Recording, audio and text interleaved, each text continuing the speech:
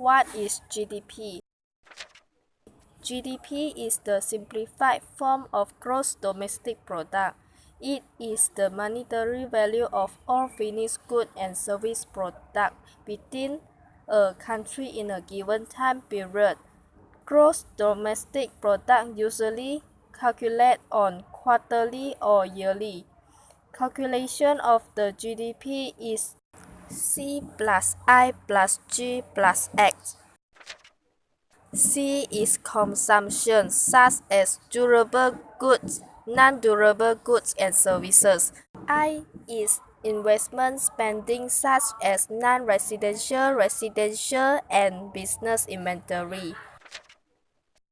G is the government expenditure, such as defense, road, and school. The X is net export. The circular flow diagram, such as firm, government, rest of the world, and household. Firm pay tax to government and pay wages, interest, dividend, profit, and rent to household. Firms also purchase of domestically made goods and services by foreigners. Household pay tax to governments and purchase goods and services from foreign made and firms. Those factors will decrease the economy. Global crude oil price has sunk by over 50% since June 2014 due to oversupply and weak demand. Primary oil price was declined also. Malaysia has been hit by it because oil-related industry account for a third of its revenue, and our country was also the world's second largest palm oil producer. All the narrow is a trade surface and lead to a currency weakening issues like others commodities exporting countries.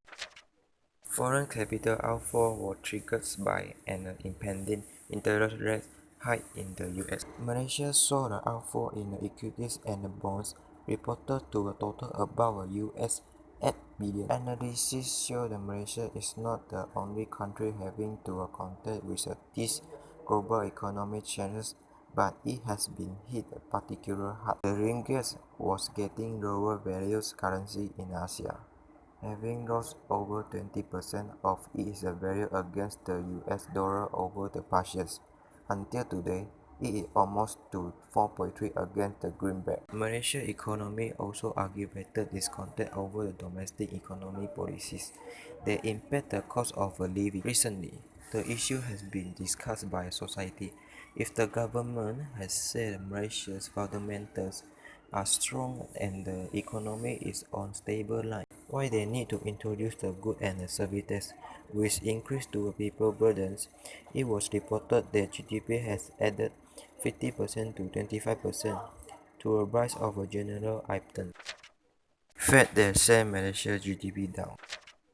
After 3 years of strong growth, Malaysia in the economic outlook for the next 2 years of deteriorated sharply. In addition to the factors of international oil price, a major decline in the value of money and goods and service tax introduced with greatly May 2015 Malaysia gross national product growth rate down to less than 5%. However, Malaysia in 2015 and 2016 years, the GDP's growth of 4.8% and showed the country's GDP grew by 4.7% in the third quarter, compared with 4.9% in the second quarter. Growth has slowed. On the other hand, the currency ringgit Malaysia weakening, domestic political uncertainty, and liquefied natural gas price fell further weakens the energy investment of Malaysia, leading to less and less government spending. Also has certain inhibitory effect to domestic demand. According to the survey, 89% of customers think the economy is now the recession. 78% of people don't can determine the national economy over the next 12 months out of a depression. Method that can increase the Malaysia GDP. For increase the Malaysia GDP, the first thing we can do is reduce the personal saving rate. Personal saving rate is low, then the household is spending a largest amount relative to their income, and reduce is saving in their account. When they spend more and consume more of a good and a service, this will increase the Malaysia GDP. Second, reduce the hiring forest worker to work in our countries, because if we hiring more forest worker and pay the salary for them, we will have capital outflow. Inversely, if we reduce the hiring forest worker, our household will have a job and the unemployment rate will decrease, then the GDP will increase. When they travel in Malaysia, they are spending in our countries. Their money will inflow to Malaysia, not only there.